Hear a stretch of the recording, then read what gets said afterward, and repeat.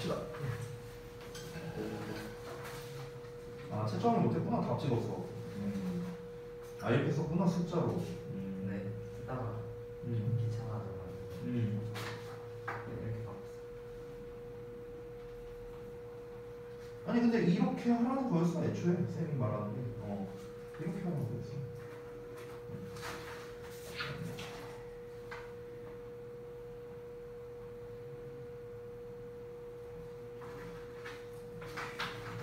이건 왜 안 붙여놨어? 붙여놔야 내가 사인을 해주지. 가스가. 사진 붙여놓을게. 이 차 되게 오랜만에 본다. 나 어렸을 때 많이 썼는데.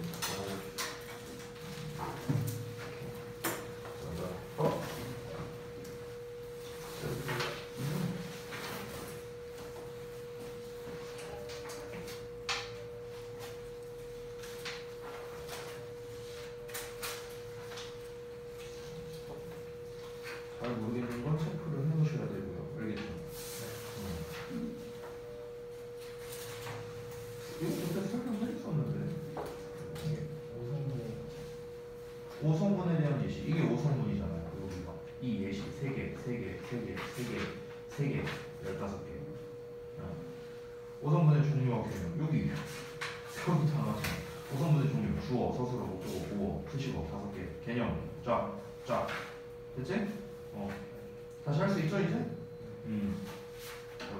테스트 목표. 네. 선생님 죄송합니다. 네. 내일인데 오늘 잠깐 오늘 왔거든요. 준이. 단어장. 단어장? 네. 가만히 있자. 남은 게 있구나? 잠깐만. 뽑아줄게, 준이야. 잠깐 기다려. 여기요. 있어요? 네. 네. 봐봐. 요거는 가져가 주시면 네네. 이거 가져가고, 다음 시간에 외우면 되고, 그거 외울 수 있어요. 화장품이요? 내가.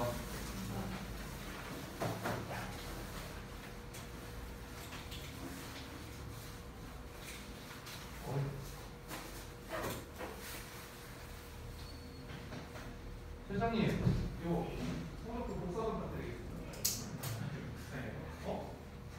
복사해야 돼요, 이거. 영광의 정렬들 생각하면 그래. 아유, 죄송합니다.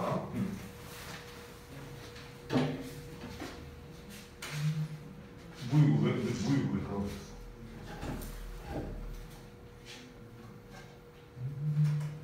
더 빼먹어서 드리고 이런 거랑 상관은 아니니까. 요거 중요한 거였는데. 자, 그다음에 보자. 안녕 못 하겠는데 지금 보니까 이 성격 괜찮지 않나? 어수는 어디 있어요? 영어식 어순배열 그리고 영작 이거였잖아. 그때 내가 예시로 보여줬는데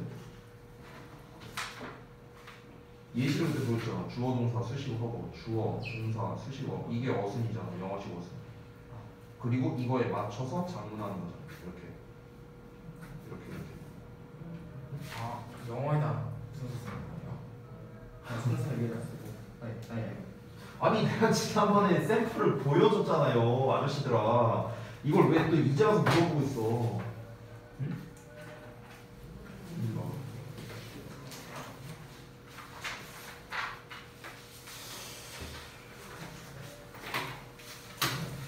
분명히 얘기했는데 내가 민지도 안 했는데. 아니 잠깐만.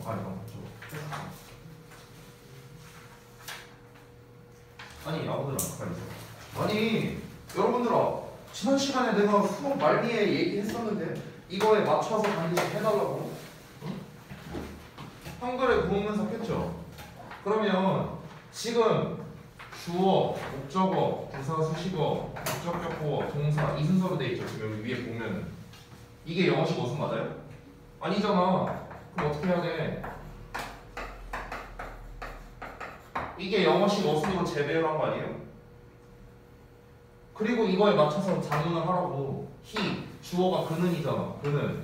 동사가 뭐야? 도와줄 것이다. 그럼 여기가 도와줄 것이다 쓰고.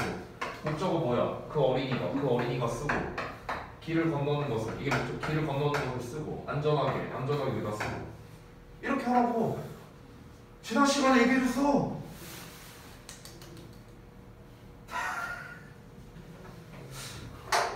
이렇게 하는 거예요. 요 어순으로. 그러니까 내가 다시 한번 강조할게요. 그러니까 왜 이렇게 해야 되는지 내가 당위성도 얘기를 해줄게요. 그러니까 왜 이렇게 해야 되느냐? 우리가 지금 하고 있는 이 영작 수준은 되게 쉽거든요. 지금 하는 거는 이 정도는 되게 쉬워요. 그럼 내가 대진고 2학년 거 하나 보여줄 테니까 영작 해볼래요? 할 수 있을까 니네가? 내가 장담하는데 절대 못해요. 왜? 전교 1등도 틀렸습니다. 그거는요. 그럼 그런 문제 나오면 어떻게 하고 풀게? 그렇잖아. 그러니까 우리가 일단 뭐든지 어떤 이제 학습을 할 때는요 기본과 정석을 먼저 해야 돼요. 기본과 정석. 그러고 난 다음에 우리가 뭔가 이제 좀 얍삽이도 좀 부려보고 그리고 뭔가 이제 응용도 좀 해보고 이런 거죠. 아니 니네가 롤을 처음 하는데 내가 처음부터 야 페이커처럼 해봐 하면 니네가 할 수 있어요? 못하잖아. 르블랑 페이커처럼 해봐 하면 할 수 있어? 못한다고. 일단 기본기를 먼저 익혀야 될 거 아니야. 이게 뭔지를 알아야 될 거 아니야. 그치? 그러고 난 다음에 이제 여러분이 이 과정이 이제 숙달이 될 거예요. 지금 이 과정이. 그럼 이게 숙달이 되면은 굳이 이런 식으로 이제 바꿔 쓸 필요가 그때는 없어지는 거예요. 그때는. 그쵸? 이 과정이 필요 없이 그냥 바로 다이렉트로 여러분이 쓸 수 있고 더 익숙해지면은 이것도 필요가 없어집니다. 이것도 필요가 없어져요. 그래서 여러분 학습이라는 거는요 항상 어떤 과정이 줄여져 나가는 과정이 되는 거예요. 여러분이 고3이 될 때면요 이런 거 구문 분석하고 있을 시간이 없어요. 저는 고3 애들한테 구문 분석하는 소리 안 합니다. 막 구문 분석 열심히 하고 있어 모의고사 하는데. 그럼 내가 막 갈고요 야 시험 보는데 구문 분석하고 앉아있을 시간이 어딨어. 그런 거 하지 마. 이런다고요. 왜? 그때 되면은 구문 분석하고 뭐 이럴 시간이 없어요. 시간이 모자릅니다. 28문제를 40분 만에 풀어야 돼요. 28문제를. 그게 쉽지 않아요. 수능 고3 문제인데. 그럼 우리가 언제 그 구문 분석하고 이러고 앉아있냐는 거야. 그럴 시간이 없거든. 그러니까 일단은 우리가 이 쓰면서 익숙해지고 그리고 그거에 익숙해지면은 그럼 이제 그 다음에 뭐야? 안 쓰는 쪽에 이제 익숙해지는 과정으로 이제 가야 된다는 거죠. 근데 냉정히 말하면 지금 여러분들은요 다 햇병아리들이에요. 여러분이 지금 어떤 영작에 있어서 굉장히 권위적인 막 그런 상태가 아니잖아요. 지금 엄밀히 말하면. 그렇지? 그렇기 때문에 지금 단계에서는 가장 정석적이고 기본적인 단계 일단은 한글에 구문 분석을 해보고 이걸 영어식 어순으로 다시 바꿔서 작문을 해본다. 요 과정으로 여러분이 일단은 익혀놔야 된다는 거야.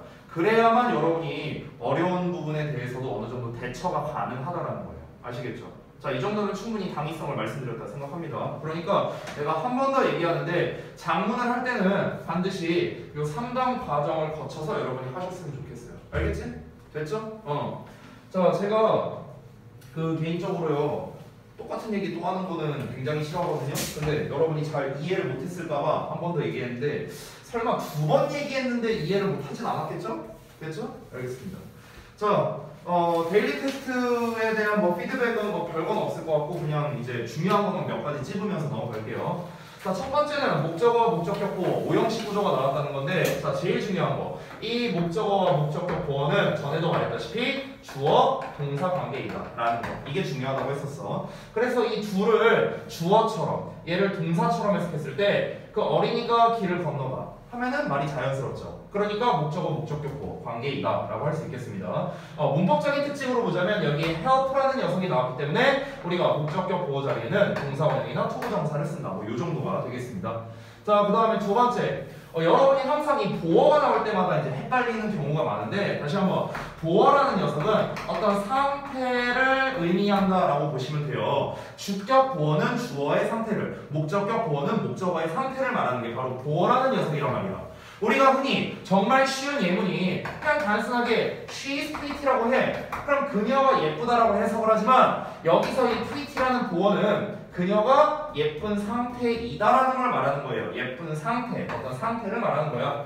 student라고 나온다면 그녀가 학생이다라고 해석하지만 그녀가 학생인 상태이다라는 의미가 되는 거라고. 됐죠? 그래서 결국 보어라는 거는 어떤 상태를 말하는 건데 여기에서 결국 피곤해졌다라는 거는 피곤한 상태라는 이 보어와 였다라는 비동사가 합쳐진 형태가 되는 거예요. 됐어요? 피곤해졌다라는 것 자체가.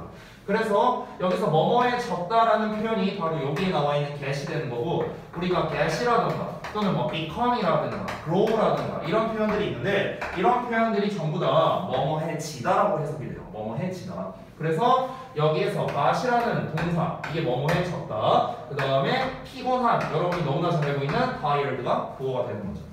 자, 그 다음에 3번 볼게요. 그 선생님은 우리에게 어려운 질문을 물어봤다.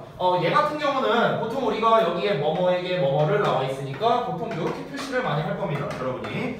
당연히 맞는데 힌트 단어를 보면은 오브가 나와 있죠. 그렇죠? 자, 여기에서는 여러분께 팁을 하나 좀 드릴 텐데, 이거는 여러분이 이미 이제 정규 수업에서 배웠을 사형식 문장을 이제 삼형식 문장으로 바꿔 쓰는 게 되는 겁니다. 이렇게 바꿔 쓸 수 있어요. 둘 자리를 바꿔서 요 사이에다가 우리가 to나 or나 of를 붙이면은 사형식 문장에서 삼형식 문장으로 전환이 됩니다. 왜 그러느냐? 주어 동사 간접 목적어 직접 목적어 나와서 사형식인데, 얘 같은 경우는 주어 동사 목적어에 전치사의 명사가 나왔죠.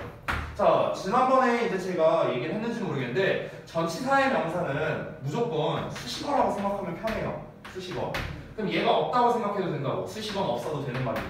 그럼 얘가 없으면은 주어 동사 목적어만 나온 삼형식이 되는 거죠. 이렇게 전환이 가능한데, 여기에서 이제 오브라는 전치사가 나와 있기 때문에 얘는 이 버전이 아니라 요 버전으로 쓰라는 거구나 라는 걸 우리가 간접적으로 알 수 있습니다. 그래서 쌤이 여기서 부사 수식어라고 이렇게 표시를 해둔 거고, of us 부분이 이렇게 이제 부사 수식어가 되는 거죠. 주어, 동사, 목적 이렇게 됐죠.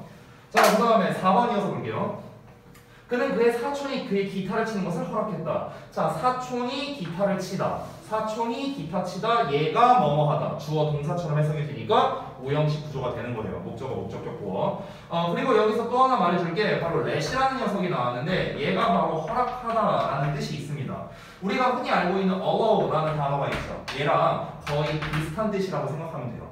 다만 차이점은 뭐냐면, allow 같은 경우는 allow 목적어 to, 이 to 부정사 형태로 우리가 쓰는데, let 같은 경우는 이렇게 동사 원형 형태로 써준다는 것, 요게 이제 특징이 되겠습니다. 그리고 또 여기서 허락했다라고 나왔어요. 했다. 자, 했다니까 얘는 시제가 과거형이지. 그러니까 우리가 과거형인 let이라는 형태로 써준 겁니다.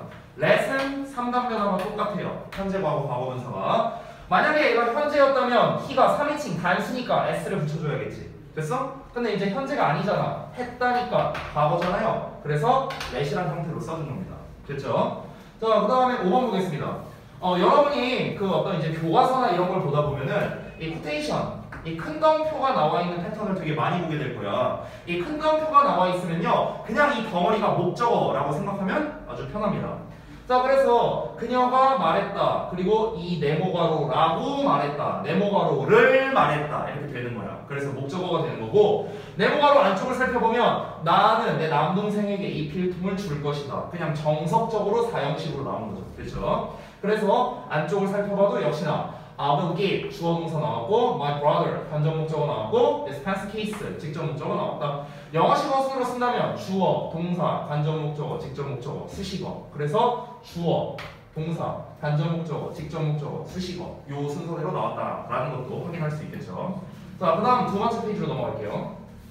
자, 이 부분은 이제 제가 지난 시간에 설명했던 것 중에 가장 핵심적인 내용만 담아서 이제 출제를 한 건데요. 첫 번째, 이제 부화절에 대한 공통점과 차이점. 여러분 지난번에 이렇게 표로 이렇게 나와 있었죠. 그거를 쓰셔도 되고 아니면 이렇게 서술 방식으로 쓰셔도 상관없습니다. 중요한 거는 부는 주어 동사 없는 덩어리, 절은 주어 동사가 있는 덩어리. 요 내용이 핵심적이에요. 자, 그 다음에 품사와 승분간의 관계. 제가 아까 검사해보니까 이거 틀린 사람 많거든요. 여러분, 제가 오늘 설명할 내용을 보면은요, 이게 왜 중요한지를 다시 한번 여러분이 느끼게 될 겁니다. 그래서 이 부분 제가 다시 한번 강조드릴게요. 중요합니다. 굉장히 중요합니다. 반드시 알아두셔야 돼요. 이거 모르면요, 여러분 내가 과감하게 말할게요. 이거 모르면요, 문법 못해요. 문법 못해요. 정말로요. 이거 모르면 문법 못합니다. 어떤 문법이든 이거와 관련 없는 건 없어요. 단 하나도 없어요. 단 하나도. 이거 무조건 알아야 돼요. 자, 그 다음에 문장의 오형식 구조와 해석법. 이것도 제가 이렇게 말씀드릴게요. 이 구조 정도는 여러분이 다 잘 알 거라고 생각합니다. 근데 이 해석법을 아직 좀 헷갈릴 수 있어요. 이거는요, 다시 한번 말하지만 기본이에요. 기본. 이거에서 응용돼서 해석되는 것들이 많지만 결국 기본 골자는 이겁니다. 그래서 다 여기에서 뭔가 뭐 이렇게 말이 붙는다거나 뭐 추가되거나 이런 거지 이 틀 자체가 변화되진 않습니다. 그러니까 이거를 모르면 해석이 안 되는 거야. 위에 거를 모르면 문법을 못해요. 아래 거를 못하면요 해석을 올바르게 못합니다. 그래서 내가 이 두 가지가 중요하다고 얘기를 한 거예요. 알겠죠? 그래서 이 두 부분에 대해서는요 여러분께서 통과할 때까지 제 시험을 볼 겁니다. 알겠죠? 여기는 제 시험 볼 거예요. 됐죠? 자, 이 정도로 해서 마치도록 할 거고요. 오늘은 이제 이론편 9에 대한 이해를 볼 건데 9페이지를 펴보시면 되겠습니다. 자, 9페이지 하나거든요. 9페이지 하나인데 사실 제가 책에는 되게 간단하게 썼는데 얘들아 사실은 조금 이제 제가 오늘 필기할 내용이 있습니다. 그래서 여러분께서 그 아래 이제 좀 빈 공간이 있으니까 거기다가 좀 필기를 해주시면 좋을 것 같고요. 그리고 오늘 제가 이제 필기하거나 이제 설명하는 부분은 이제 보통 우리가 제가 그 알반에서 이제 정규반 상위반에서 많이 설명했던 내용입니다. 민지 같은 경우는 예전에 들었을 거예요. 자, 그래서 일단 말씀을 드릴게요. 일단 여러분 책을 보시면 9의 기본 이해해갖고 개념과 종류가 나와 있죠. 거기를 먼저 보시면 자, 일단 9라는 것은 다시 한번 단어가 2개 이상으로 이루어진 어떤 덩어리, 이걸 우리가 9라고 부릅니다. 그런데 여러분 우리가 이 9라는 녀석이 어떤 단어와 어떤 단어의 덩어리인데 요 안에 주어 동사가 안 들어있다. 이게 9잖아. 그치? 근데 다시 한번 말합니다. 아무 단어나 우리가 합친다고 해서 9 이렇게 부르는 게 아니라고 했어요. 9라는 녀석은 이 녀석을 만들기 위한 재료가 있습니다. 재료.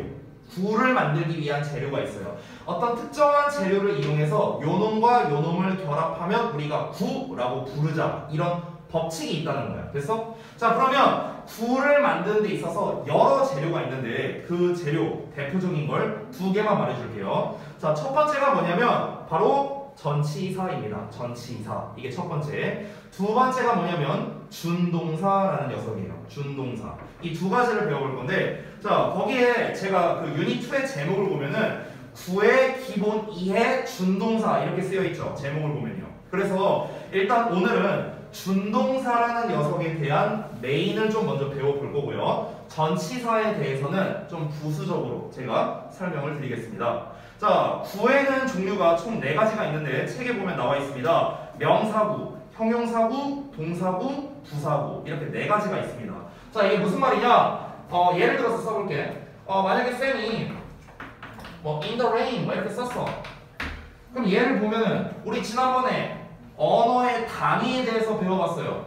영어는 알파벳을 조합해서 단어를 만들고 단어를 조합해서 구나 절을 만든다. 이런 얘기를 했었거든? 그치? 자, 그럼 잘 봐봐. in이라는 단어는 i와 n이라는 알파벳의 조합으로 만들어진 거고 the, rain 이렇게 각각 알파벳을 조합해서 단어를 만들었죠.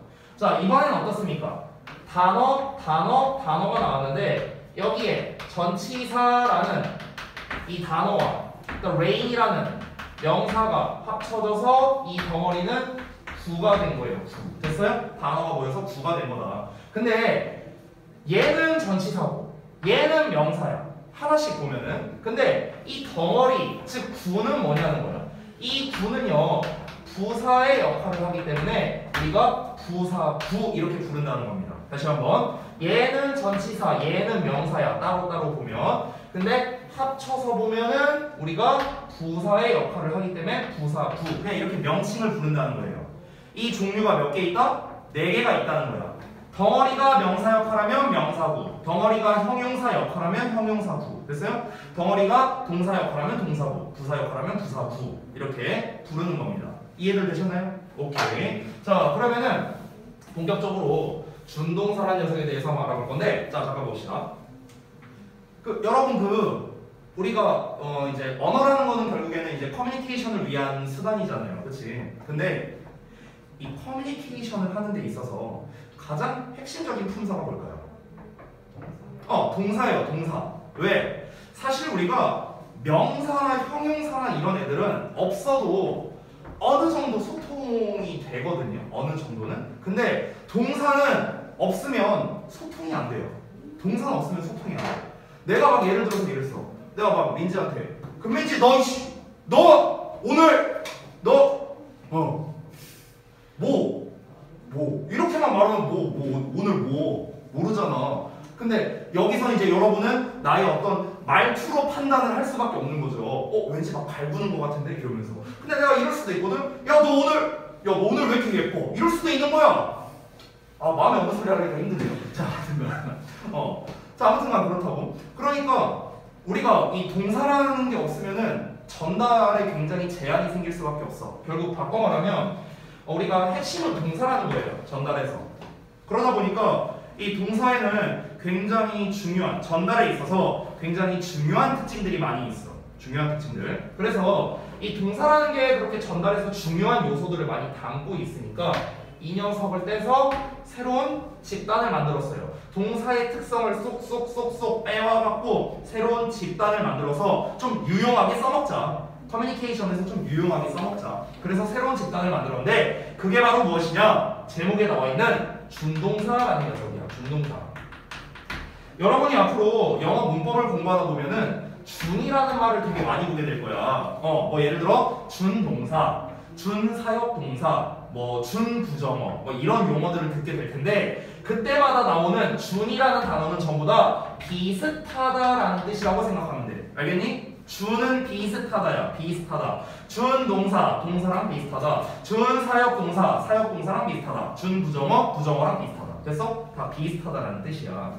자, 그래서 결론을 말해보자면 준동사란 녀석은 여기 써놨다시피 동사와 비슷해. 근데 여러분 여기 이 비슷하다라는 말 자체에 함정이 있어요. 어떤 함정이 있는가? 비슷하다라는 거는 똑같다가 아니죠. 그쵸? 똑같은 게 아니야. 말 그대로 비슷하다는 거지. 즉 동사와 비슷한데 동사는 아니야. 됐어? 아니 동혁이가 동현이랑 비슷해도 동현이는 아니잖아요. 동혁이 이름이 또 비슷하고 동혁이는 동혁이죠. 동현이가 아니죠. 형이 아니죠. 그렇죠? 그러니까 비슷하다는 거는 똑같다는 게 아니라는 겁니다. 알겠죠? 자, 그럼 이제 여기에서 선생님 준동사가 동사랑 비슷하다고 했는데 뭐가 비슷합니까? 크게 두 가지가 비슷한데 첫 번째 일단 생긴 게 비슷해요. 또 뭐가 비슷할까? 특징이 비슷합니다. 특징. 동혁이랑 동현이는 형제니까 생긴 게 비슷할 수 있고요. 성격이 비슷할 수도 있겠죠. 내가 봤을 때 좀 다른 것 같아요. 자, 아무튼간 형태와 특징. 자, 둘이 비슷합니다. 자, 여기서 생긴 게 비슷하다. 이거는 이해하기가 쉬운데 특징이 비슷하다? 그럼 동사의 특징이 뭔데? 이걸 이제 우리가 알아야겠죠. 자, 그 특징 네 가지를 정리해 보겠습니다. 자, 동사만이 가질 수 있는 특징. 첫 번째는 뭐냐? 시제를 표현할 수 있다라는 겁니다. 시제. 자, 우리가 과거, 현재, 미래를 표현할 때 동사를 가지고 자유롭게 표현하죠. 그쵸? 동사에 ed이 붙이면 과거고, 그냥 동사 원형 쓰면 현재고, will 붙이면 미래잖아. 그쵸? 이렇게 시제를 표현할 수 있다. 두 번째, 긍정과 부정을 표현한다 라는 겁니다. 자, 우리가 긍정문, 부정문 표현할 때 어떻게 합니까? 동사를 그냥 쓰면 긍정, not 갖다 붙이면 부정이잖아. 그쵸? 이렇게 긍정, 부정을 표현할 수 있죠. 세 번째, 동사는 태를 표현할 수 있어요. 태. 여기서 태란 능동태와 수동태를 말하는 겁니다. 뭔가를 한다, 능동태. 뭔가가 당한다, 수동태. 됐어요? 한다, 당한다를 표현하는 것도 역시나 동사밖에 없겠죠. 자, 마지막 네 번째. 빨간색 어디 있어? 어휴, 꺼내기가 힘드네. 조그마하네. 자, 이게 제일 중요합니다. 4번 특징. 여러분 질문할게요. 동사 앞에는 뭐가 나오죠? 주어가 나오지. 동사 뒤에는 뭐가 나와요? 목적어나 보어나 이거는 문장의 형식에 따라 다르겠죠. 안 나올 수도 있고 목적어가 2개 나올 수도 있고 문장의 형식에 따라 다르겠죠. 그렇죠? 이거예요. 정말 별거 아니거든. 자, 그러면 똑같이 말해볼게요.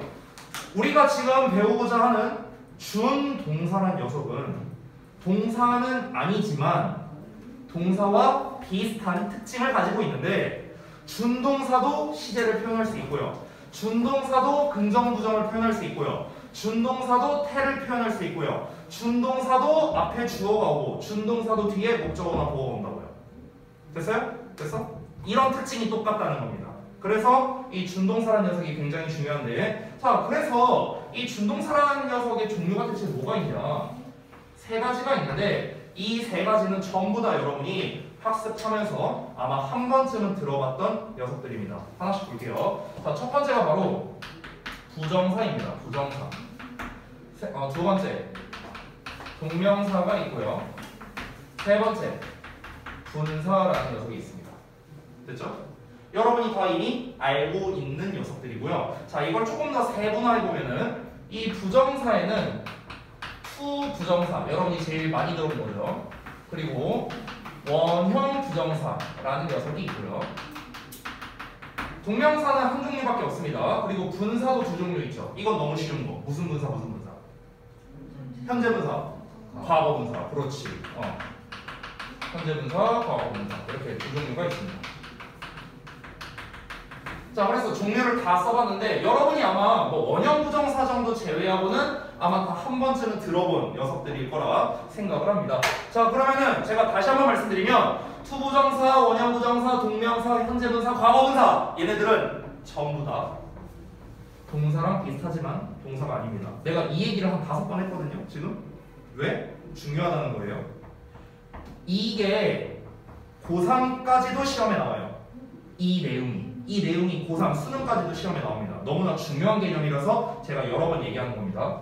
자, 부정사, 동명사, 분사가 전부 다 시제를 표현할 수 있고요. 긍정, 부정 표현할 수 있고 태를 표현할 수 있고 얘네도 전부 다 얘네 앞에 주어가 오고 얘네 뒤에 목적어나 보어가 온다고요. 됐어요? 똑같다고요. 똑같다고. 특히 우리가 부정사나 동명사나 분사, 즉 준동사 이건 안 써도 돼요. 자, 준동사도 앞에 주어가 온다고 했죠? 이 주어를 뭐라고 하는가?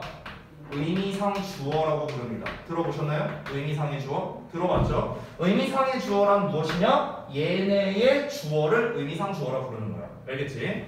자, 그리고 하나씩 또 용어를 정리해 드릴게요. 용어. 아까 준동사는 동사랑 비슷하다. 제가 용어 정리해 드렸죠? 여러분이 부정사, 동명사, 분사에 대해서 용어는 다 들어봤을 거야. 근데 이 뜻풀이는 여러분이 잘 모를 거예요. 부정사가 뭔 말이야? 동명사가 뭔 말이야? 분사가 뭔 말이야? 잘 모를 수 있지. 그래서 이 용어의 뜻을 먼저 쌤이 알려주도록 할게요. 자, 일단 부정사라는 건 뭐냐면은 아니고 얘는 정해져 있고 사는 다 말씀 사자거든요. 그러니까 얘는 아니다. 정은 정해져 있다. 즉 정해져 있지 않은 말 이런 뜻이에요. 부정사라는 말 뜻 자체가 정해져 있지 않은 말. 그럼 뭐가 안 정해져 있는데? 정확히 말하면 해석이 하나로 안 정해져 있다 이런 뜻이에요. 부정사는요. 우리가 부정사를 영어로 뭐라고 하냐면요. infinite라고 해요. infinite. infinite가 뭔데? 무한대 아니야? 그렇죠. 왜 무한대일까? 해석이 무한대에 가깝다고요. 하나로 안 정해져 있고 얘도 됐다가 얘도 됐다가 얘도 됐다가 해석이 이렇게 저렇게 막 바뀐다는 거야. 뭐에 따라서? 위치에 따라서. 우리 지난 시간에 배웠잖아. 영어는 위치가 중요한 언어였죠. 자리에 따라서 해석이 달라졌잖아. 그치? 그러니까 이 투부정사는 동사를 제외한 다른 자리에 다 들어갈 수 있어요. 다 들어갈 수 있어. 동사는 아니니까 동사 자리 못 쓰겠지. 근데 동사 자리 빼고는 얘가 다 들어갈 수 있거든? 근데 대신에 자리에 따라서 당연히 해석은 달라지겠죠. 굉장히 범용적으로 여기저기를 들어갈 수 있으면서 해석이 무한대에 가깝기 때문에 해석이 정해져 있지 않은 말이다. 그래서 우리가 부정사라고 부르는 거예요. 됐나요? 용어. 그러면 투부정사와 원형부정사는 뭐냐? 아까 선생님이 얘네들은 전부 다 동사랑 비슷하게 생겼다라고 했잖아. 투부정사는 투의 동사 원형을 썼다. 투를 붙인 부정사다. 그래서 투부정사고 원형 부정사는 동사 원형만 쓰기 때문에 원형 부정사라 부르는 거예요. 됐어? 그러니까 이 명칭의 차이는 형태적 차이라고 보시면 되겠습니다. 투를 붙인 부정사라 투부정사, 동사 원형만 쓴 부정사라 원형 부정사. 그냥 이렇게 붙이는 거예요. 됐죠? 자, 그 다음에 넘어가서 동명사 볼게요. 얘는 이름이 아주 정직합니다. 동사를 명사로 바꿨다. 그래서 동명사 이렇게 된 거예요. 간단하죠? 넘어갈게요 바로. 자, 분사를 볼게요. 분사. 이 분이 무슨 뜻이냐면 여러분 수학에서 분수 있죠. 그 분자랑 똑같습니다. 나눌 분자예요. 나눌 분자. 즉 분사란 무엇이냐? 나뉘어진 말 이런 뜻이에요. 뜻풀이를 하면요. 그럼 나뉘어진 말이 무슨 말이냐?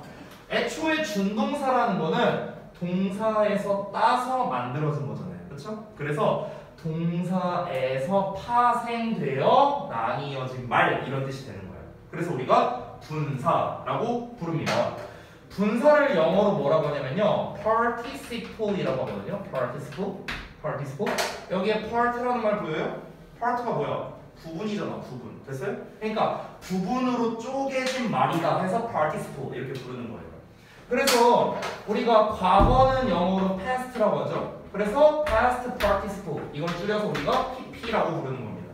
됐나요? 이제 이거 용어 정리한 거예요. 자, 그러면 여기에서 현재 분사란 녀석이 있고 과거 분사란 녀석이 있는데 이 용어는 어쩌다가 나온 건가? 우리가 일반적으로 과거 분사가 어떻게 많이 생겼냐? 동사에 ed 붙인 형태. 이게 제일 많지. 그치? 근데 얘들아, 동사에 ed 붙인 형태가 원래는 동사의 과거형이잖아. 과거형. 그쵸? 과거형. 예를 들어 made라고 해볼게요. made.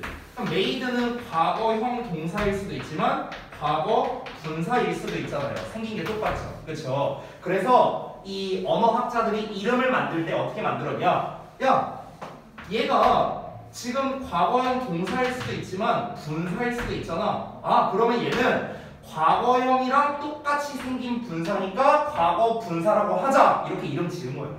됐어? 과거 분사라는 이 과거라는 말의 의미는 무엇이다? 그냥 과거형이랑 똑같이 생겼으니까 과거 분사 이렇게 지은 거야. 그냥 이름을. 됐어? 그러니까 시제랑은 아무 상관이 없어요. 무슨 뭐 현재 분사는 현재에서 쓴다, 과거 분사는 과거에서 쓴다, 이게 아니야. 아무 상관없고 그냥 얘가 생긴 게 과거형이랑 똑같이 생겨서 그래서 과거 분사라고 한 것뿐입니다. 선생님, 그러면은 얘는 ing형인데 얘는 왜 현재 분사라고 합니까? 얘는요 그냥 깔맞춤 한 거예요. 깔맞춤. 야, 얘 과거 분사라고 하자. 야, 그럼 얘는 뭐라고 부르냐? 얘 과거니까 얘 현재라고 하지 뭐. 그래? 현재 분사. 이렇게 나온 거야. 용어가 이렇게 나온 거예요. 됐죠? 그러니까 여러분 다시 한번 말씀드리면 현재 분사니 과거 분사니 이런 말들 할 때 현재니 과거니 이런 거 있지? 이 시제랑은 아무 상관없습니다. 알겠죠? 생김새 때문에 이렇게 이름을 지은 거예요. 얘도 생김새 때문에 이름을 이렇게 지은 거야. 됐니? 자, 그럼 돌아가서 얘네들의 품사를 한번 알아볼게요. 품사. 동명사를 형태 안 썼네. 동명사도 이렇게 생겼습니다. ing 형태. 자, 품사를 알아볼게요. 여러분들 이 녀석들은요 일단 동사가 아닙니다. 내가 계속 얘기하고 있죠. 자, 그럼 동사가 아니라 어떤 품사의 역할을 하는가? 부정사는요 명사도 되고요, 형용사도 되고요, 부사도 됩니다. 아까 무한대라고 했죠? 그러니까 각가지 품사 역할을 다 할 수 있는 겁니다. 됐죠? 동명사는 이름에 써있죠? 명사입니다. 자, 분사라는 녀석은요 기본은 형용사예요. 기본은 형용사. 근데 때에 따라서 부사의 역할을 하기도 합니다. 기본은 형용사예요. 기본은요. 됐죠? 자, 그럼 여기서 보시면 부정사, 동명사, 분사를 봤을 때 단 하나도 동사의 역할을 하는 건 없습니다. 왜? 동사가 아니니까요. 됐죠? 한 10번 얘기했어요. 동사가 아니다. 알겠죠? 얘네가 동사가 될 수 있는 확률 빵프로입니다. 빵프로예요. 빵프로. 얘네는 절대로 동사가 아닙니다. 절대로 동사가 아니기 때문에 동사 자리에 쓸 수 없고요. 동사 자리에 쓰면 안 되겠죠. 동사가 아니니까요. 그리고 뭐뭐다라고 해석도 안 되겠죠. 그렇죠? 동사가 아니니까요. 되니? 자, 그러면 우리가 하나씩 한번 정리해 볼게. 아까 쌤이 데일리 테스트에서 품사와 성 간의 관계, 우리 이렇게 선 짝 찍는 거 있었죠? 그게 왜 중요한지 이제 드러납니다. 여러분 잘 보세요. 제가 공간이 좀 부족해서 여기다가 쓸게요. 여러분 안 쓰셔도 됩니다. 이거는 잘 들어보세요. 자, 영어 문장에 존재하는 5성분의 종류는 뭐가 있지? 주어, 동사, 목적어, 보어, 수식어, 이 5개밖에 없죠. 그렇죠? 그럼 잘 봐봐. 자, 부정사는 어느 자리에서 쓰일 수 있는지를 하나씩 한번 따져볼게요. 어느 자리에서 쓰일 수 있는지. 자, 부정사는 일단 명사예요. 그럼 명사는 어떤 성분의 역할을 하죠? 주어, 목적어, 보어죠. 됐어요? 자, 지금 요 자리에 들어갈 수 있는 거야. 자, 부정사는 또 형용사의 역할을 할 수 있죠? 형용사는 어느 자리?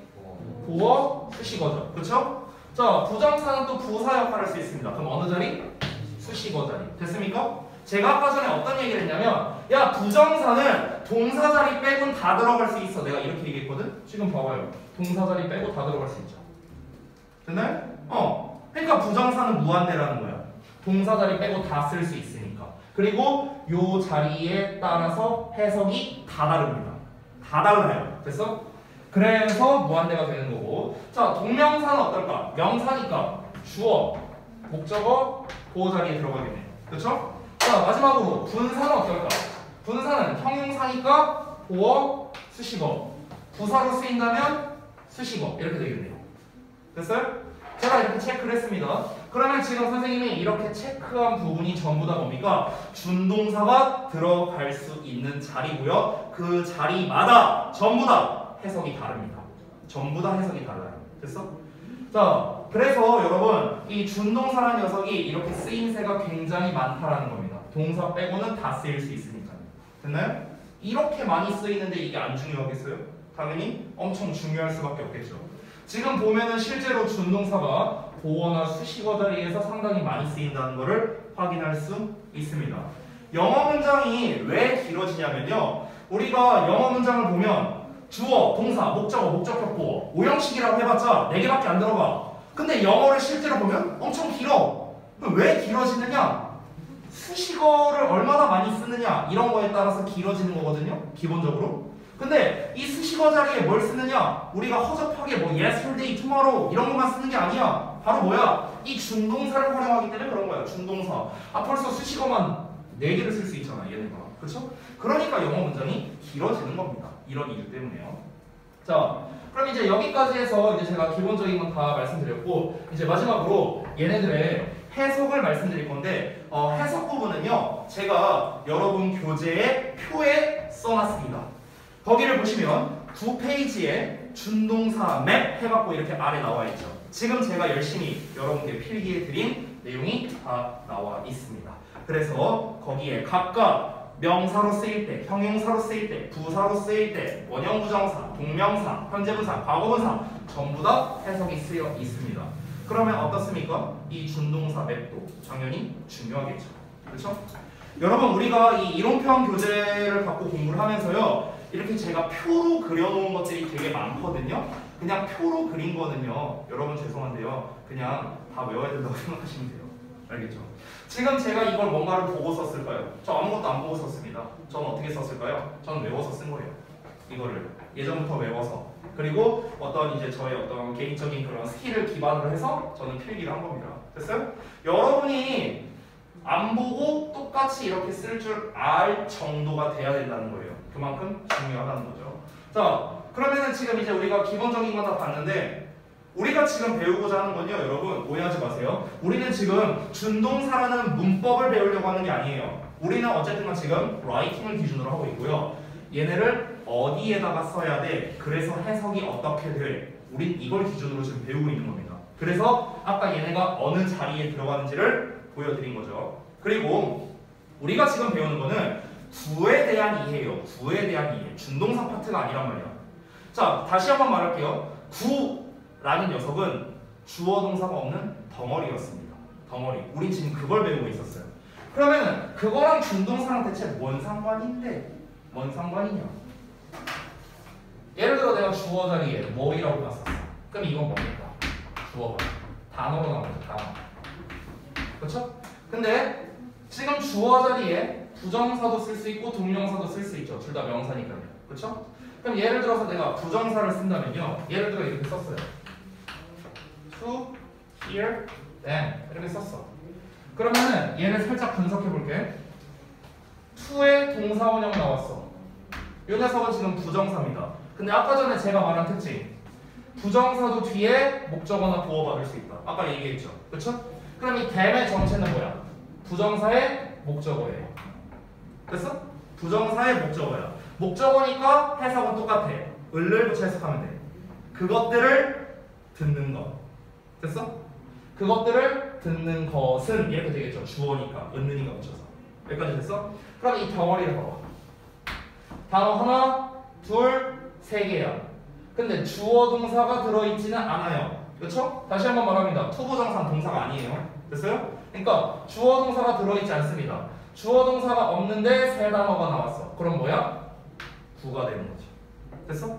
그러니까 이 준동사 세 마리는요 결국 구를 만드는 또 대표적인 재료가 되는 겁니다. 전치사 말고 부정사, 동명사, 분사 이 녀석으로도 구를 만드는 거예요. 즉 부정사는 명사 구를 만드는 거고 형용사 구를 만드는 거고 부사 구를 만드는 거라고요. 됐어요? 동명사도 명사 구, 분사도 형용사 구, 부사 구를 만드는 거예요. 전부 다 구의 형태라고요. 구의 형태. 아시겠죠? 그렇죠? 자, 그래서 이제 일단 큰 틀을 먼저 말씀을 드렸습니다. 자, 지금까지 설명드린 부분 중에서 잘 이해가 안 된다 하는 부분 있습니까 혹시?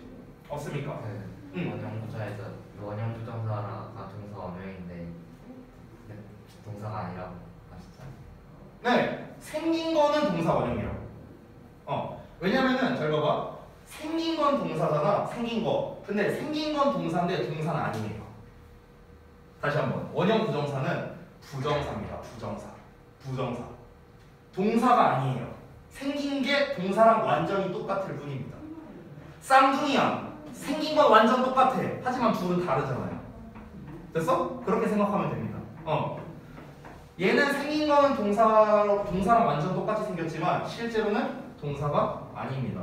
우리가 이 원형 부정사가 제일 많이 나오는 경우가 쌤이 여기 표에도 써놨는데 사역, 지각 동사의 목적격 보어 이렇게 쓰여 있거든. 아까 전에 우리가 데일리 테스트에서 어떤 게 나왔었냐면은 데일리 테스트 거를 좀 보여줄게요. 아까 자 여기 4번을 봐봐. 여기는 지울게요. 여기 4번 봐봐. 여기 let 보여요? 이게 사역 동사거든요. 미리 말하면 여기 play 보여요? 그 동사 원형이잖아. 그치? 근데 구문분석은 어떻게 되는가? 주어, 동사, 목적어, 목적격 보호예요. 좀 더 자세히 써볼게요. play가 목적격 보호예요. 이렇게 정확하게 쓰면 그럼 play는 동사 원형이잖아. 하지만 여기서 뭐야? 동사가 아니에요. 왜? 동사는 여기 있으니까. 됐어? 생긴 건 동사랑 똑같지만 동사가 아니라는 겁니다. 여기에 해석에 뭐라고 써있냐면 뭐뭐 하도록 또는 뭐뭐 하는 것을 이렇게 해석이 써있거든. 그 표에 보면은요 그는 그의 사촌이 연주하도록 기타를 치도록 허락했다. 치도록 뭐뭐 하도록 또는 치는 것을 허락했다. 뭐뭐 하는 것을 둘 다 해석 맞죠? 지금 표에 써있는 거 보면 됐나요? 그러면 여기서 선생님 그러면 play가 목적격 보어인데 뒤에 나온 his guitar는 뭡니까? 이 his guitar가 뭡니까? 바로 준동사의 목적어가 되는 겁니다. 됐어요? 그래서 그의 기타를 치는 것 이렇게 해석이 되는 거예요. 됐나요? 자, 그래서 질문 하나 받았고 또 궁금한 거 지금까지 필기한 내용에서 없으십니까? 오케이, 알겠습니다. 자, 그러면은 이제 준동사 파트는 이 정도로 마무리하도록 하고요. 자, 그 다음에 이것도 책에 안 나와 있는 내용인데요. 두 번째 거를 좀 설명드릴게요. 우리가 지금 배우고자 하는 건 다시 한번 구에 대한 이해입니다. 자, 구를 만드는 대표적인 재료인 부정사, 동명사, 분사, 즉 준동사에 대해서 알아봤는데 이거 말고 하나가 더 있었지. 그게 바로 뭐였어? 전치사라는 녀석이었어. 전치사. 그래서 이 녀석도 그냥 가볍게 한번 보도록 하겠습니다. 전치사라는 녀석은 일단 기본적인 걸 먼저 말하자면 여러분이 잘 알다시피 명사와 결합해서 구의 형태를 만들죠. 그래서 우리가 흔히 전명구 이렇게 얘기를 많이 합니다. 자, 그러면 전치사와 명사가 결합된 이 덩어리, 즉 이 구는 어떤 역할을 하느냐? 기본적으로 형용사와 부사의 역할을 합니다. 전명구는요. 둘 중 하나예요. 아까 부정사는 명사, 형용사, 부사 역할, 동명사는 명사 역할, 분사는 형용사, 부사 역할을 했죠. 전치사의 명사는 형용사와 부사의 역할을 합니다. 따라서 전치사 더하기 명사는 형용사 보어로 쓰이거나 형용사 수식어로 쓰이거나 부사 수식어로 쓰이거나 셋 중 하나라는 겁니다. 됐죠? 일단 이게 기본이에요. 이 전명구 같은 경우는 사실 이제 전치사의 종류가 워낙 많기 때문에 이제 굉장히 범용적으로 쓰이는데 제가 그 전치사에 대한 설명을 다 드리자면은 오늘 밤새도록 공부해도 다 못합니다. 그 정도로 이제 분량이 많아요. 그 제가 하나 얘기를 해주면 쌤이 이제 그 친한 친구가 하나 있는데 이 친한 친구가 고등학교 때 캐나다로 유학을 갔었어. 그래서 이제 이 친구가 이제 맨날 그 향수병 때문에 이제 죽으려고 해갖고 거의 막 한 맨날 전화를 했었거든 나랑 국제 전화를 맨날 하는데 이 친구는 이제 그때 캐나다의 이제 고등학교에서 이제 다녔었어요. 근데 이 친구가 하는 얘기가 영어 수업이 거의 에세이 쓰는 게 거의 대부분이었대. 에세이 쓰는 거. 근데 에세이 쓸 때 이 친구가 너무 헷갈리는 게 딱 두 개가 있다는 거야. 근데 이 두 개가 여러분이 하는 거랑 똑같아요. 첫 번째, 관사. 어를 붙여야 돼, 말아야 돼, 더를 붙여야 돼, 말아야 돼, 이게 너무 헷갈리다는 거야. 첫 번째. 두 번째는 뭐냐? 전치사를 뭘 써야 될지 도저히 모르겠대. to를 써야 되는 건지, at을 써야 되는 건지, from을 써야 되는 건지 막 헷갈려 죽겠다는 거야. 그래서 내가 이제 뭐라고 말했냐? 야, 그거는 원어민도 똑같아. 이렇게 얘기를 했어요. 내가 한번 퀴즈를 내볼까? 여러분, 나는 학교에 간다. 학교로 간다. 학교를 간다. 뭐가 맞아요? 다 맞습니다. 뭐가 맞아? 정말 국어 문법적으로 뭐가 맞을까요? 로. 제가 솔직히 말할게요. 저도 몰라요. 내가 알고 문제를 낸 게 아니에요. 지금 정말 솔직히 나도 몰라요. 문법적으로는 뭐가 맞는지 몰라요. 아니 어떤 거를 쓰던 간에 의미 전달은 되죠. 그렇죠? 근데 정말 뭐 국립국어원에 등재되어 있는 문법적으로는 뭐가 맞느냐 라고 물어본다면 그건 몰라요. 솔직히 말하면. 자, 근데 에, 로, 를 이게 전부 다 뭐에 해당하는 거냐? 영어로 따지면 이게 전치사에 해당하는 거거든요. 영어로 따지면. 아니 우리도 모르잖아. 뭐가 맞는지. 그러니까 뭐야? 원어민들도 잘 몰라요. 그럴 수밖에 없어. 그럼 또 내가 이렇게 물어볼게. 뭐뭐에라는 말은 어느 상황에 쓸까요? 여러분 말할 수 있어요? 어느 상황에 쓰이는지 다 말할 수 있어요? 예를 들어 뭐 방향을 나타내는데 뭐 쓰일 수도 있겠고요. 뭐 또 뭐가 있을까? 뭐뭐에 이 에라는 말 이렇게만 보면 여러분이 뭐 방향에 쓰이는 건지 아니면 어디 뭐 속도에 쓰이는 건지 아니면 어떤 영향에 쓰이는 건지 이거를 여러분이 일일이 다 말할 수 있다고? 불가능하죠 이거는요. 나도 몰라요. 나도 몰라. 똑같아요. 그럼 여러분이 전치사 to에 대해서 배운다고 해봐. 그럼 이 to에 대한 모든 해석을 니네가 다 한다고? 상황에 따라서 다 외운다고? 원어민도 몰라요 이거는요. 됐어요? 그럼 우리가 전치사라는 걸 그래서 학생들이 이거를 당연히 모르니까 왜 이런 상황이 됐는지 모르겠는데 학생들은 보통 전치사를 어떻게 공부하냐면 아주 단순하게 공부합니다. 아주 단순하게. 이 단순하게가 뭐냐? 내가 애들한테 한번 이제 퀴즈를 내볼게요. 자, to가 무슨 뜻이냐? 뭐뭐에 뭐뭐로요. in이 무슨 뜻이냐? 뭐뭐 안에요. on이 무슨 뜻이냐? 뭐뭐 위에요. at이 무슨 뜻이냐? 뭐뭐에요. 이렇게 대답하거든요. 자, 이거 말고 다른 대답할 수 있는 사람 없죠? 다 이렇게 대답해요. 다 이렇게 답해. 그럼 내가 퀴즈 하나 내볼게요, 여러분. 한번 맞춰주세요. 자, 뭐뭐에 관심이 있다. 영어로 어떻게 쓸까요? I'm interested in. R가 아니고 be. is라고 넣을 수도 있죠. Be interested in이죠. 이게 뭐뭐에 관심이 있다죠? 그럼 두 번째 퀴즈 낼게요. 뭐뭐에 대한 관심. 이건 영어로 어떻게 할까요? 뭐뭐에 대한 관심. 이건 왜 말 못해요? 이건 뭐뭐에 관심이 있다. 이거는 했는데 뭐뭐에 대한 관심. 이거는 왜 말 못해요? 거의 비슷한데. 이건 영어로 어떻게 말할까?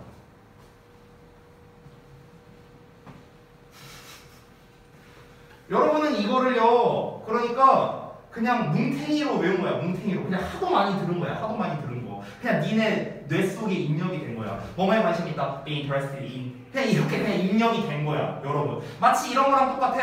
How are you? I'm fine, thank you, and you? 이거랑 똑같아요. 그냥 이게 입력된 거. 그런 느낌에 가깝거든요.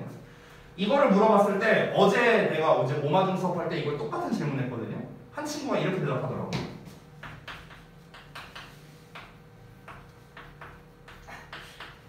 이렇게 말했어요. Interest about you. 맞을까? 틀릴까?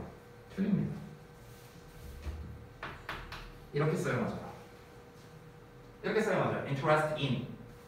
interest 관심. in 뭐뭐에 대한. 니네가 알고 있는 이는 뭐야? 뭐뭐 안 해. 해석돼요? 안 되죠. 됐어? 여러분 전치사는요.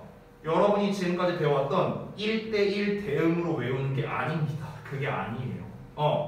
to는 무조건 뭐뭐로 해석되고 이는 무조건 뭐뭐 안 하고 이게 아니야. 이게 아니에요. 이게 아니에요, 여러분. 그러니까 그렇게 단순하게 접근을 하니까 우리가 맨날 전치사에서 틀리는 겁니다. 그래서 여러분 이 전치사를 학습할 때 이거는 사실은 어떻게 보면 강사로서는 되게 좀 무책임한 답변이 될 수 있는데요. 전치사를 학습하는 데 있어서 제 개인적인 생각입니다. 가장 좋은 건 뭐냐? 어떤 느낌적인 느낌. 이걸로 접근을 해야 돼요. 되게 무성의하죠. 근데 단순히 어떤 뜻으로서 접근을 하면 안 됩니다. 우리는 맨날 뭐뭐에 대해서는 어바웃밖에 몰라요.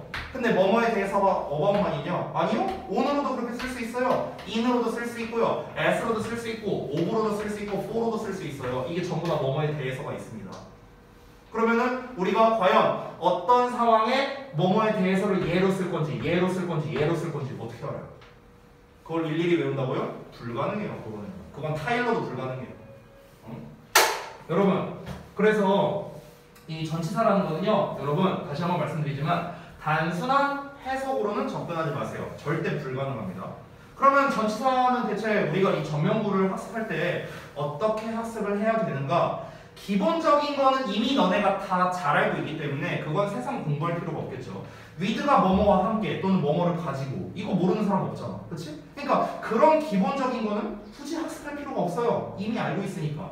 여러분이 모르는 부분을 학습을 해야죠. 모르는 부분. 그치? 자, 그래서 이제 여러 전치사 종류가 있는데 제가 몇 개만 아주 짧게 소개를 좀 해줄게요. 아주 몇 개만. 그래서 제가 오늘 이제 소개해드릴 거는요.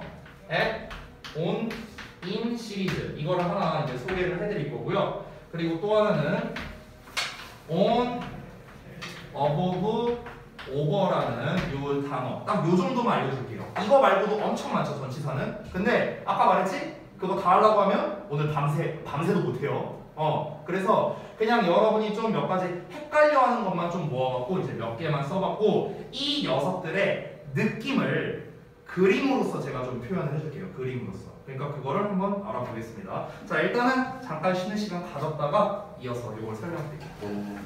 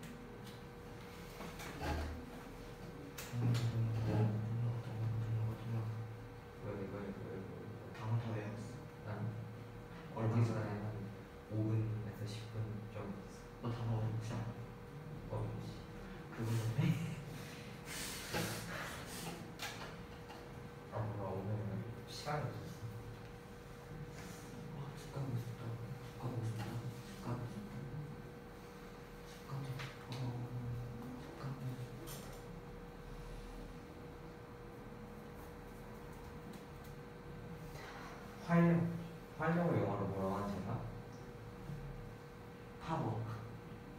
전 비걸 VIGOR 비걸 뭐제 발음하는지 모르겠어. 아이패드 이렇게 해야 되나?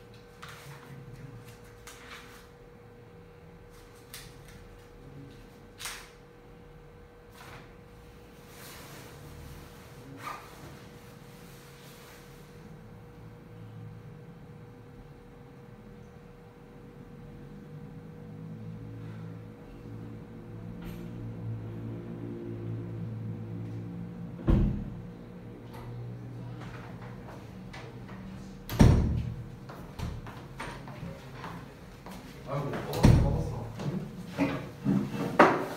자, 이어서 요거 마저 설명드리고 그 다음에 여러분 숙제로 장문 내용 거 있죠? 그거 채점 더 해야 되니까 그 답지는 제가 별도로 뽑아서 드릴게요. 그래서 그거 한번 채점해 보시고 그리고 이제 구문 분석이나 이런 거는 제가 좀 검사를 해드리겠습니다. 자, 볼게요. 얘부터 느낌을 좀 알려드리겠습니다. S는요 뭐라고 해야 될까? 이런 느낌? 뭔지 몰라도 돼. 지금 뭔지 몰라도 돼. 그리고 O는 접촉의 느낌. E는 요런 느낌. 됐어요? 요런 느낌이에요. 자, 이게 뭔지 설명을 해드릴게요. 요 부분을 이제 항상 얘기할 때 제가 많이 드는 예시가 있는데 at, on, in, a car 이렇게 있습니다. 이 세 개의 이제 차이가 뭘지 한번 볼게요. 자, 예를 들어서 자동차가 이렇게 있다고 쳐볼게요. 여기에 자동차가 이렇게 있으면은 S는요 약간 그 부근에 있는 느낌이라고 생각하면 될 것 같아요. 자동차가 이렇게 있으면은 내가 여기 있어. at a car 이렇게 되는 거야. 약간 이런 느낌이라고 보시면 되고요. On은 뭔가 딱 달라붙은 느낌이거든요. on이라는 것 자체가. 그래서 예를 들어 내가 차에 이렇게 기대고 있다거나 on a car 아니면은 뭐 차 위에서 내가 이렇게 들어누워 있다거나 이런 게 이제 on a car. in a car는 당연히 in은요 어떤 경계선 안에 있다 이런 느낌이에요. 경계선 안에 이게 이제 in이거든요. 그래서 차라는 경계선 안에 있는 것 이게 이제 in a car 이렇게 되는 거예요. 우리가 예를 들어서 공원이 있어. 공원이 이렇게 있는데 이 공원 부근이 있을 거 아니야. 여기 있으면은 at the park가 되는 거야. at the park. 됐어? 그리고 이 공원이라는 경계선 안에 있으면은 in the park가 되는 거고요. on the park는 쓸 수 없겠죠. 공원과 접촉의 느낌을 살리기 좀 어려울 테니까. 됐어요? 이렇게 됩니다. 예를 들어서 모기가 한 마리가 on the desk, on the wall, 천장에 on the ceiling. 됐어요? 우리말로 말할 때는 천장 아래, 벽 옆에라고 말하지만 실제로는 전부 다 on을 씁니다. 왜? 붙어 있으니까. 됐어요? 이렇게 여러분이 이해를 하시면 되겠습니다. 지금 제가 말씀드린 거는 전부 다 공간의 느낌으로서 말씀을 해드렸는데요. 공간. 자, 시간을 우리가 또 표현할 수 있잖아요. at, on, in을요. 자, 시간을 표현할 때도 이 느낌은 약간 좀 비슷합니다. 보통 우리가 at은 시각을 표현을 많이 하고요. 그 다음에 on은 날짜를 표현을 많이 하고, 그 다음에 in은 뭐 어떤 계절이나 아니면은 연도 이런 것들을 표현을 많이 하는데요. 이쪽으로 갈수록 범위가 커지죠. 그렇죠?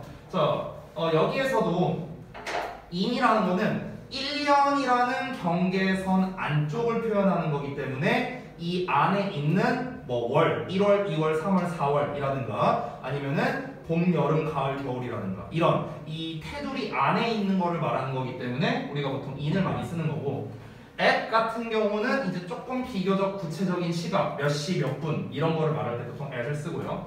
아까 말했다시피 on은 접촉의 느낌이거든요. 우리가 그래서 on time이 무슨 뜻일까요? on time 이게 무슨 뜻일까요? 그때? 그때 아니에요. 그때는 at time. 제 시간에라는 뜻이에요. 제 시간에. on time.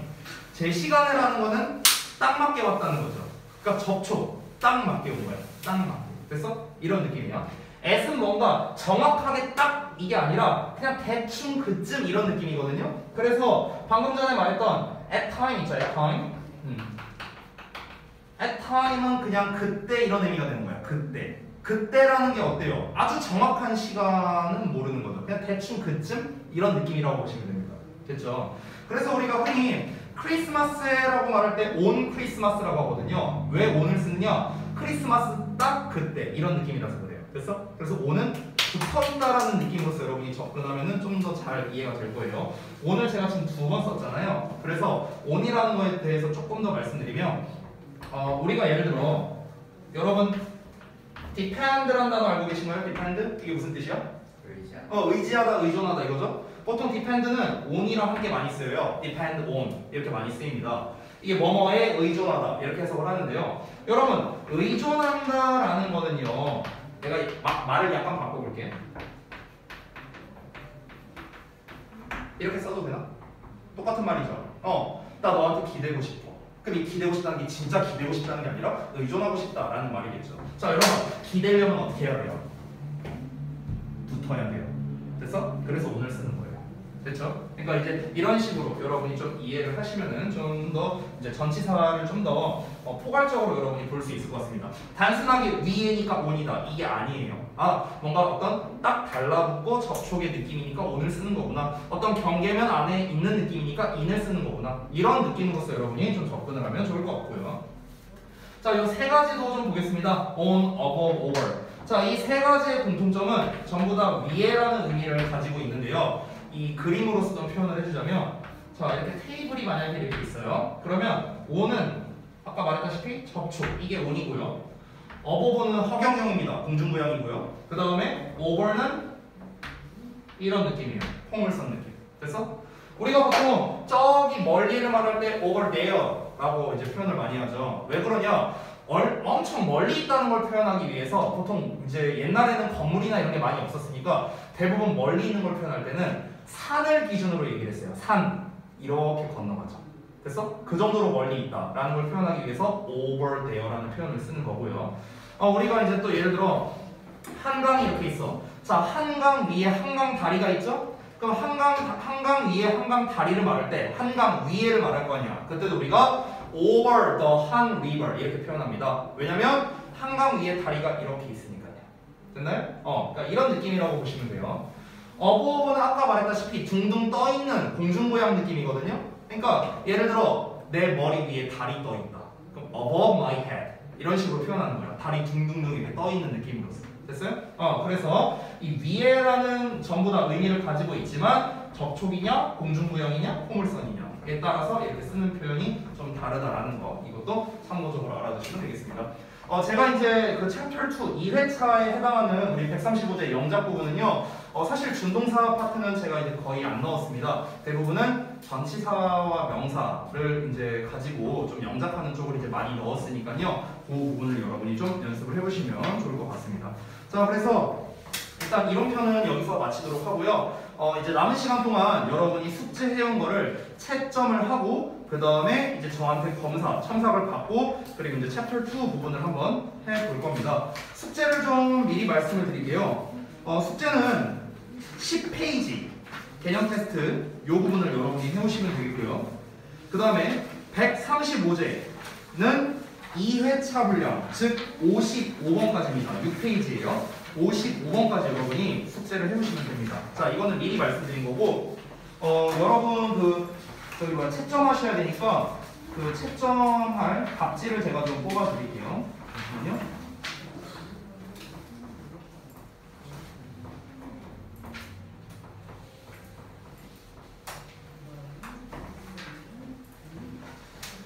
답지 뽑아드리면 다시 한번 말씀드리지만 구문 분석은 여기 답지에 없습니다. 그래서 여러분이 영작한 거가 맞는지 이거를 좀 꼼꼼하게 좀 채점을 해주시고요.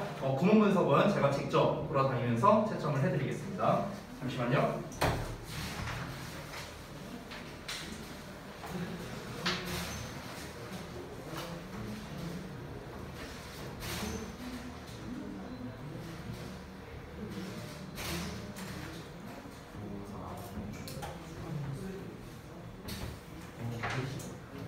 자 일단 숙제한 부분 채점 좀 다 해보자. 이거 뒤로 좀. 자 보고 일단 채점을 쭉 하시고 채점 다 하신 분은 저한테 말씀 좀 해주세요.